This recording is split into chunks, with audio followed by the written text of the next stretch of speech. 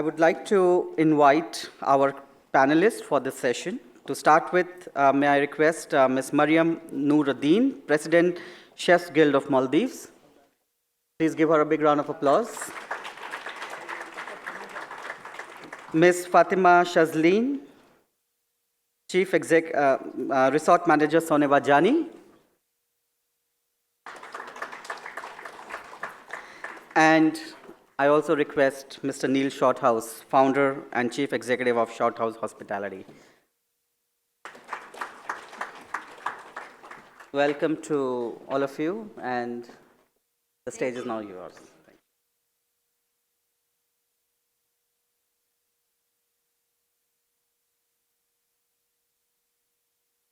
Hello, good afternoon, everyone. I hope you had a coffee before session because we're going to have a lot to talk about.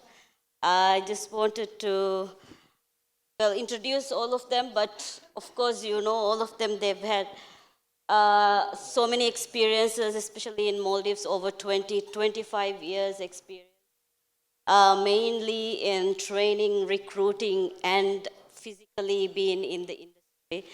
So I'm sure you don't need any further introduction.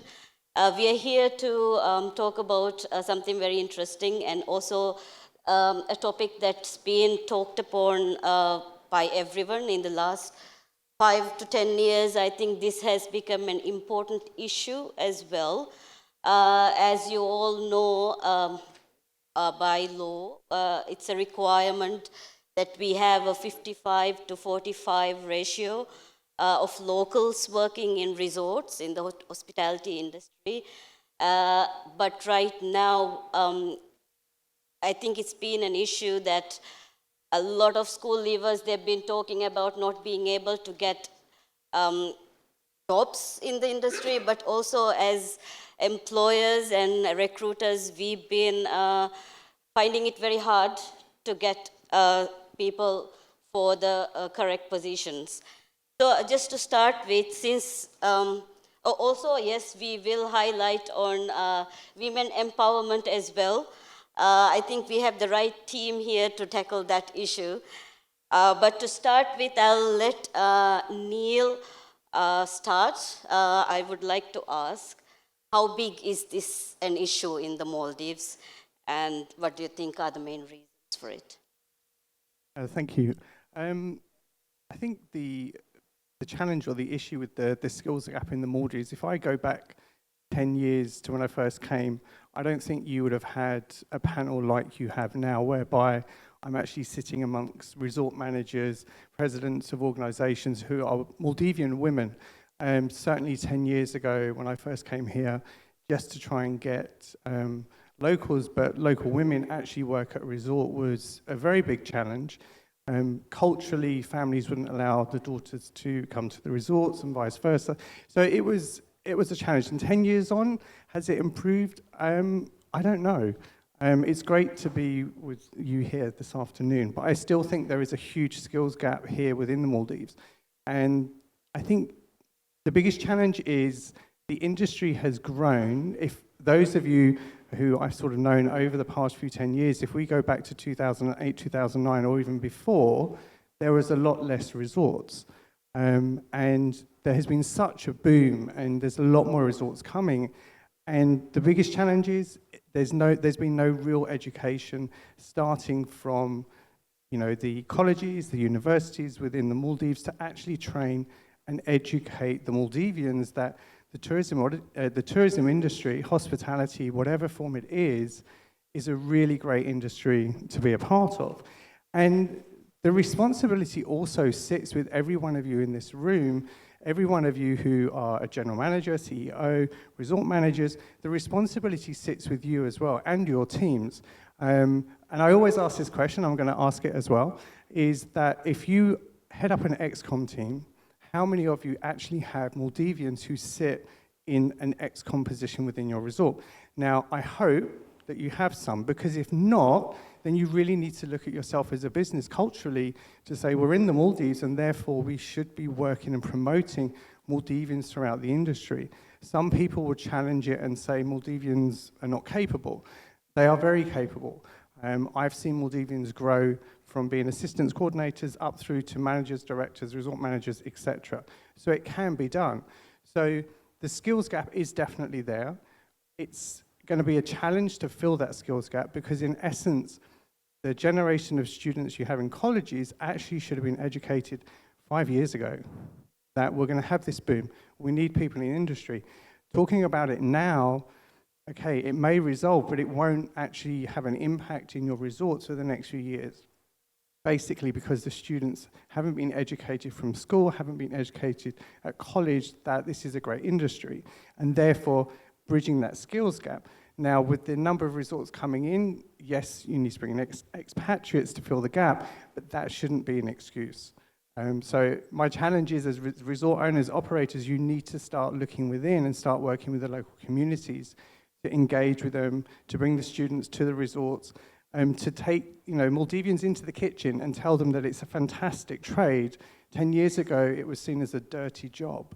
I know some chefs earn more than general managers because it is a skill. It's an art form. Yes, Mariyam, you've been working in training a lot of our youngsters. So I wanted to actually also to what Neil has said. What do you think can do to minimize this bridge or bridge this skill gap actually and produce the amount of skilled labor that is required for the industry? Hello. Thank you, Maria. I think it's time that we have to acknowledge the fact that there is a skill gap, and I think that's what we've been talking about for the last 20, 30 years, I guess. From the very beginning of the tourism industry came, the skills required the industry is not being met. The demand is there. We need to supply the trained personnel. I would like to highlight 3 points actually. Perhaps, there is only one institute who does training at the moment in the Maldives, which is the Faculty of Hospitality under the University of. At this time, the faculty is producing more academic students, which necessarily not met by the demand which is required by the industry. But perhaps we should try and work something out to see how we can actually increase the enrollment of students or youth into the institutes. Even when I say this, it's going to be a huge challenge because still the industry is looked as lowest, jobs at lower stages compared to other occupations. And also the lack of interest of the students who are coming out of the schools after grade 10 or even on a lower grade as well. So we need to do a lot of things that we could actually change the mindset of our kids who are coming out of the schools, as well as the community, because our background, the social, the cultural background, it is very different. And also I think the resorts are so isolated, it's working away from home is also another barrier.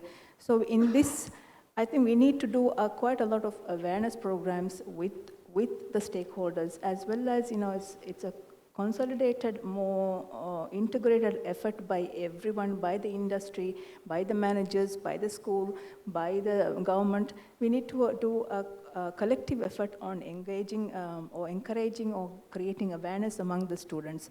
One of the areas that we could actually do, maybe I may suggest certain, activities that could actually create the awareness in the schools, perhaps even to start now, through clubs, through societies, introducing cooking classes, introducing more, creating interest, or having competitions which will create the mindset of children to take up as a passion. So maybe that's one of the areas to encourage people to go into, increasing the intake of students into the institute. But like I said, it's just one institute, so I would like my second point that it is the time that it requires more technical education. I think just now the presenter, Shafiu, which has also mentioned TVEC, which is another institute which provides skilled labor to the industry. But I feel that we can do more in training because if I remember correctly, in 2007, while I was at the Ministry of Employment, through our ADB project, we had produced occupational standards tourism occupation standards which can be used in the industry on skills.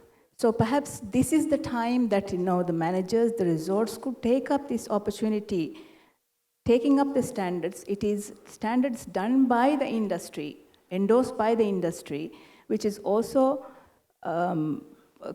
qualification authority approved certification. Maybe this is something that we could introduce in the system right now.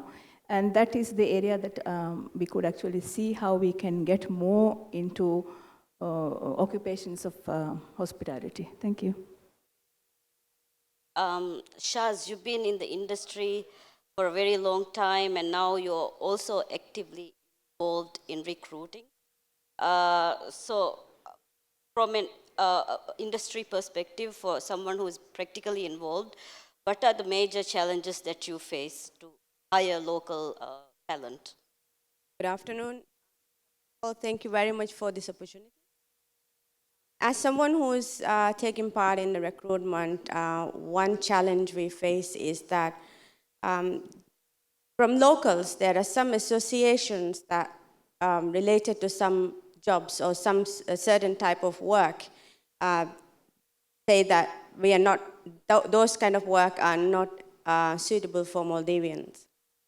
I don't know how that perspective is coming, because I think for anybody, any kind of work should be easy and respectable. There are certain positions, like a kitchen steward, for example, or a gardener. If you ask for applications, you hardly get any local applicants for those positions. Very, very rare. And there are other positions like that as well. Interestingly, I was recently looking for a den supervisor. We call the den for the children's club. I couldn't get any local person to apply. Out of 20 applications, there was no locals whatsoever. So maybe that's something that we need to talk about. Obviously, as Murray has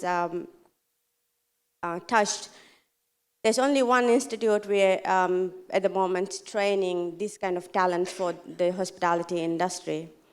And we, as resort operators and general managers and other people, need to make sure that we take up on where the faculty has left behind.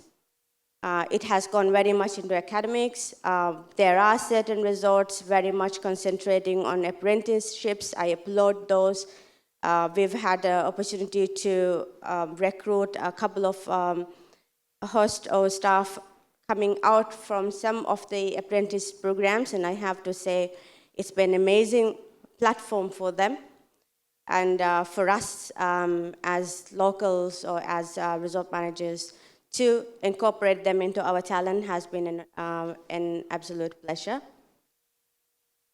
And I also think another thing is that there's still this taboo among locals that when you are working in a resort, it's not a respectable job.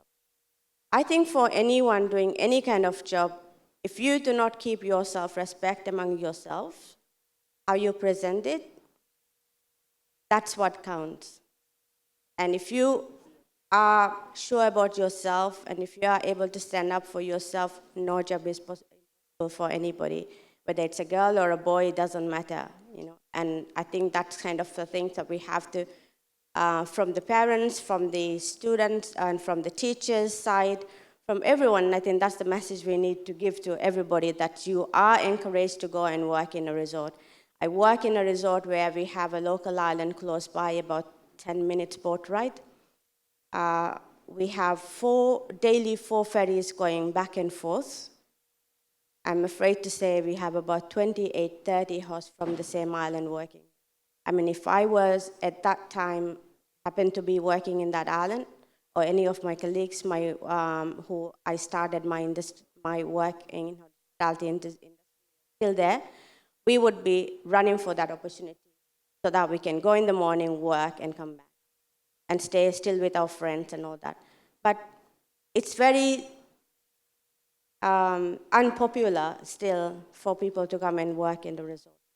So I think a drastic efforts needed from the communities, from the students in the classes, from the teachers, for the parents, and of course for the resort owners and operators to actually talk about these things and encourage more people to come and take part in this workforce.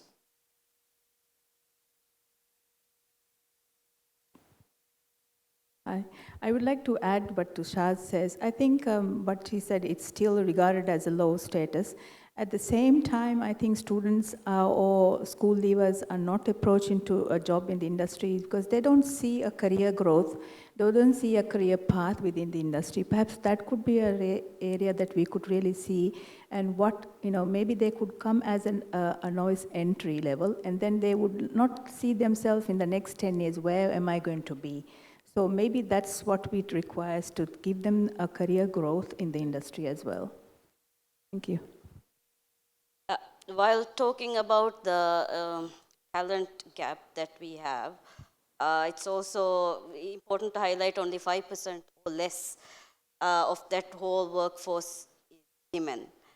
Mariyam, you've been in the industry in the Maldives for over 25 years now, especially trying to groom the industry and the talent. What do you think is the main reason for this gap? Through my experience and through various studies and surveys that has been done in the Maldives, in the last 20 years, the reasons remain the same still. Shaz has also highlighted that, it's the cultural, social factor that within us as well. Still working in the industry, especially for a girl, working in the industry is regarded as very low. And the moment you go to a resort, you are labeled, you are judged. So maybe that is hindering for women to go into work. And the other thing that I would like to highlight is sometimes, but even though some resorts have ferry system, it's the proximity and geographical barriers which hinders again to go to work. But still, women look at themselves going into the industry, working away from home. Their place is at home to looking after children and with the family. Perhaps that taboo is still around and we need to break that. And that's what I feel that needs to be done. Thank you. I want to just ask us as well, maybe to contribute in the industry. I think, from the time I started about 20 years ago, I was one of the first 2 local girls to go and start working in that resort. And I am very proud to see quite a huge number today compared in that. And where I am working, we have over 25% of women in our workforce out of 186 force. I think that's a huge number, and that's kind of a number that we have worked very, very hard to achieve, and we work very, very hard to retain as well. I think to get more women participation in this industry, there is still a lot to be done. I'll share one personal example. For me to come to this stage, it has not been easy. And I have started as a telephone operator, and now I am a resort manager. I had to take a 1-year gap in my career because, like any woman, I got pregnant and I had to start a family. When I was trying to come back to the industry after having my child, till that time, I did not feel that I had any kind of discrimination or difficulties because I was a woman. But the minute I had that child in the equation, things changed. I had interviews. I'm not going to name any names. However, there was a couple of international brands I did interview and one specific brand in the Maldives. After 3 or 4 interviews, the HR director called me and said, Shaz, you really want to bring your son to work live in the resort with you? Is that your deciding factor? And for me, at that time, so many things came into my mind, and I just had only one sentence as a reply to her. I said, as a woman, as someone who is working in human resources and in a resort, to ask me that question, please go and find someone else, because I am not going to work for you. That was just a simple example. And I think now we have to think that there are so many women like me who are working in the resorts, and we will obviously start a family, and we need to find a way of accommodating that. I'm not asking every resort to build a kindergarten for their host or for the staff, but I think it has to be a choice. You have to have the choice. If you want to bring your child to work, you will have to have the opportunity to bring. At the end of the day, it's my choice to take my son, who is going to be 3 years old. He spent most of his life there. Actually, from the time he was 1 year old, he's living with me. But I do have to say that I have a very strong, supportive family that any time, like today, I can call to my sister and say, hey, can you look after Mizzy for the next 1 day, 2 days, 1 week? I could go and drop him off. But I don't think every person or every woman working in this industry has that opportunity. And I am grateful for that. Where I work, I can take him to my office. I can take him to take part in any activity we are organizing. Everyone takes care of him, equally loves him. So I'm very grateful for that. I think that kind of a culture may be very unique, but I think it's time for the resorts operators to start opening up opportunities for that, to facilitate people to come back to work after having a family. At the same time, also from families to actually allow the girls, allow the women to go back to work after getting married, after thinking of starting a family, after you complete a certain level of higher education. Do not look at it as it's just a way of filling the gap of 2 years and getting some money and settle in. This has to be worked in as a career. And as Marie said, the training and the career path comes into hand when those things come in place. Because if you don't look at this as a career, then you will never find people retaining in this industry. You will just work for 2 years, get some money, and go and do something else. And that's not what we want. We want to make sure that we retain male or female, girls, boys, anybody who come into work in the industry. So can I just add on that, actually? Last year we did some recruitment for some international... Hello, anybody there? We did recruitment for an international, few brands actually in the Maldives. And we put some very strong female candidates forward, one being local, one being an expat. Unfortunately, the local, not unfortunately for them, they had a young family. And the GM was really keen to hire this person, so we were going backwards and forwards. And the crux of it was that the resort were not willing to take this individual, even though it was a local, filled all the requirements, and they wanted to hire, would not hire because they had a young child, and they didn't want the responsibility of having that person on the resort. So that individual is now working for another brand and is doing very, very well. But I think, you know, echoing what you've said, I think the Maldives is such a unique location that as an industry, you need to really step back and look at the bigger picture and say, okay, we have got 90 plus 100 resorts opening. Everyone in this room, in the back of your mind, is going, how do we A, retain, B, keep individuals, but attract individuals to the workplace? The quota system is 55-45, who knows where it's going to go? So it may be time that when resorts are put together, that people need to sit back and say, okay, we want to attract, we want to retain, do we need to have an in-house crash? Some companies overseas, they're not resorts, they're in big cities, they have an in-house nursery. And that's where the staff put their kids when they go to work. And they have flexible working, etc. So it's not only isolated as a recruiter and people, we work with resorts, and unfortunately it's not isolated cases.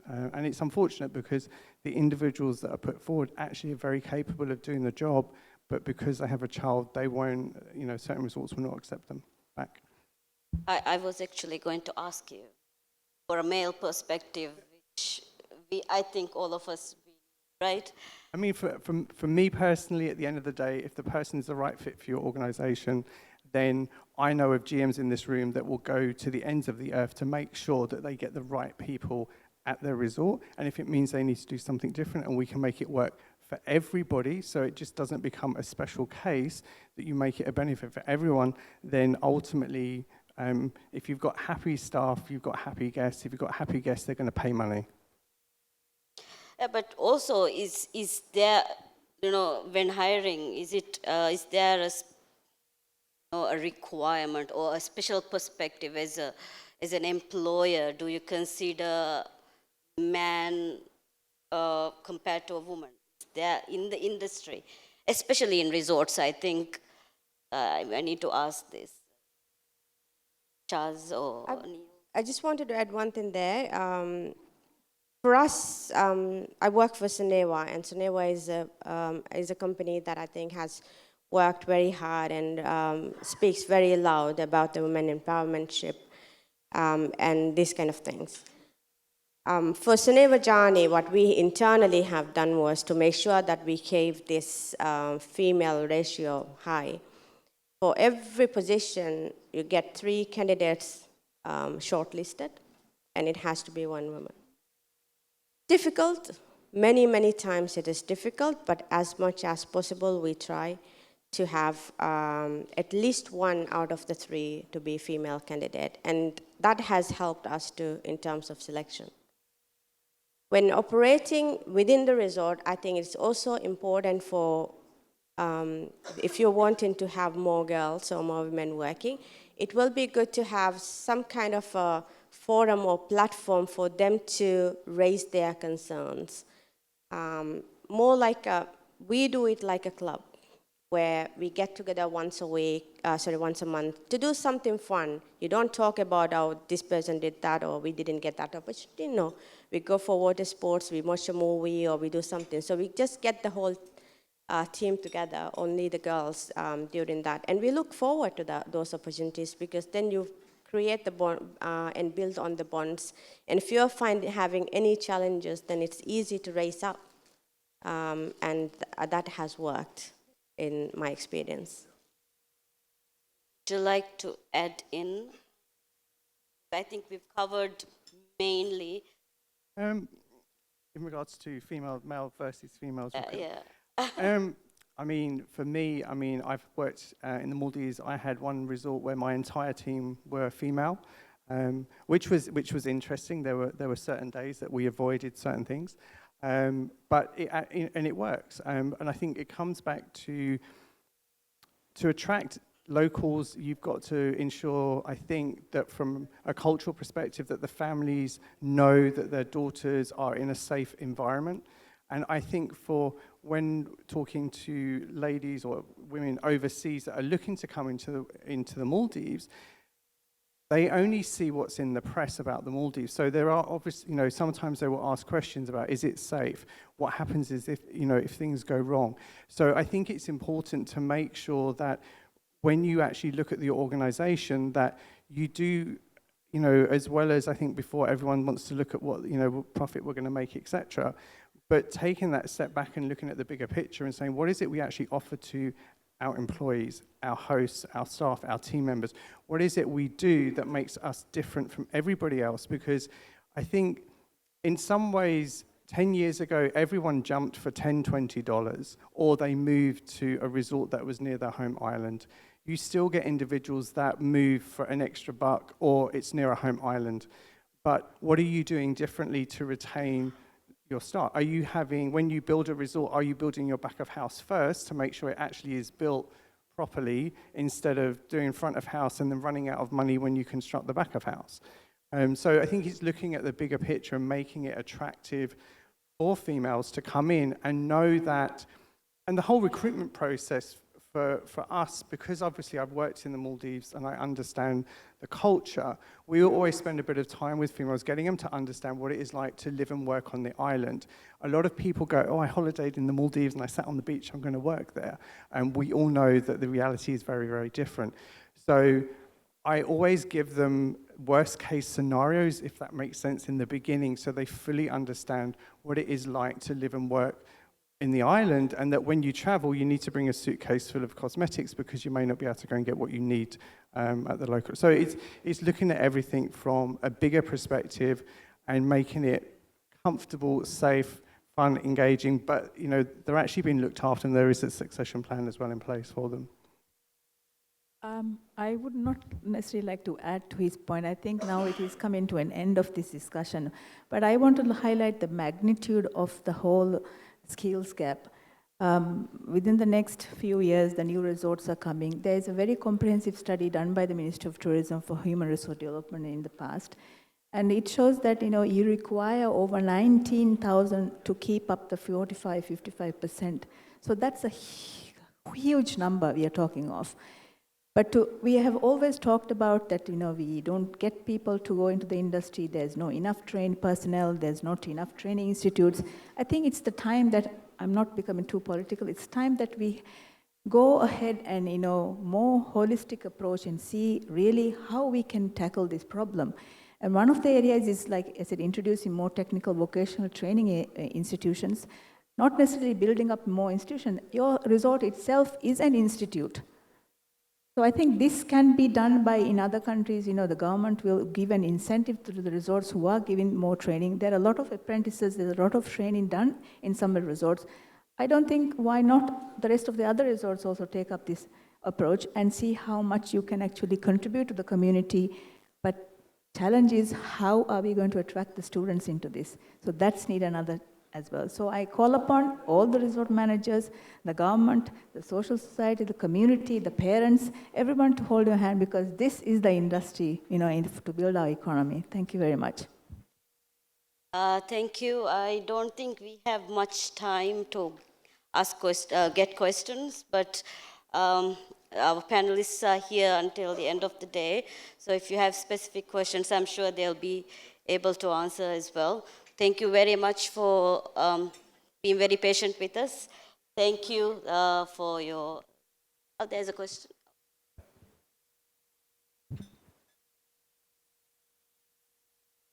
I'd just like to say something about, this is the first hand thing that I went through. Near a resort of inhabited island, we brought all the students from that school from grade 7 and up. We walked around, I personally did also, we walked around the whole island, showed them what is what and everything, and then we went for lunch. After lunch, we just sat and talked, and I said, and it was a lot of girls, I said, how many of you would like to come and work in a place? There was not one. And this was grade 10 as well. And that's one. In another island, we advertised for girls to come and work, and we told that the applicants, we told them to bring their parents. So they came with their parents. Then we took the parents and the girls and showed them where they will be accommodated. We showed them where they can pray. They have a separate prayer room. They were away from the boys, case in case. And, kept separately. We showed all that, and very nice. They all thought it was fantastic. Nobody came. So it's a bit of a mystery. But I think we can practice what you're talking about, child, and you cannot be there, or some people reject it. What I think is we should adopt a kind of system where you, like in a city hotel or somewhere else, most resorts are nearby a fishing village or inhabited island. I think if the hotels, the management can really give a nice house in that fishing village or in that inhabited island, give proper accommodation, the GM or the staff can be there with their children, they can have their servants or whoever to look after them, or the island. Until that culture comes, and then the mother or the father can go and come and, work. I think when that comes, there will be, I think, a lot of families also who will move. Because like in other countries, you can't be in this town and work in the other town. But your family remains in this town, you go to work in the other town and you come. So similarly, if your family can move, if you've got a job in the next town, the family moves, they change school, they do all that. Or for some time they stay apart and visit each other or something. So until that kind of mindset is coming in, I don't think we will be able to encourage what we are talking here. That's my own. Thank you. I think that's very true. I think in all of the studies or the surveys that was done, that was one of the points that was raised by the women. The close proximity for travel and having their children on working in the resorts. But I think the example that you have just taken, probably the students who had gone to that resort, probably that was their first time even to see a place like that. And with that, they will not be able to, decide their mind whether is this what. Probably from the school system itself, you start from the very young age. That's the only way you can instill the, habits and know-how of different kinds of occupations within the industry. That's where we should start this. But still, there's a lot more to do. There are a lot of recommendations in the study which I have mentioned. I think it's time that we try to implement this, and these are very good examples that has been taken. It's very nicely written on paper, but implementing is what we require right now, I think. Thank you.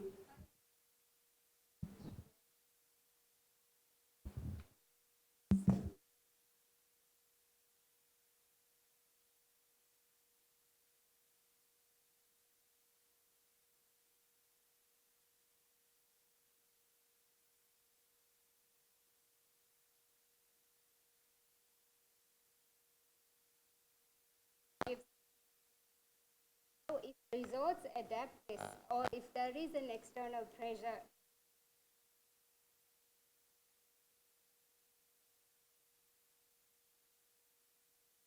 from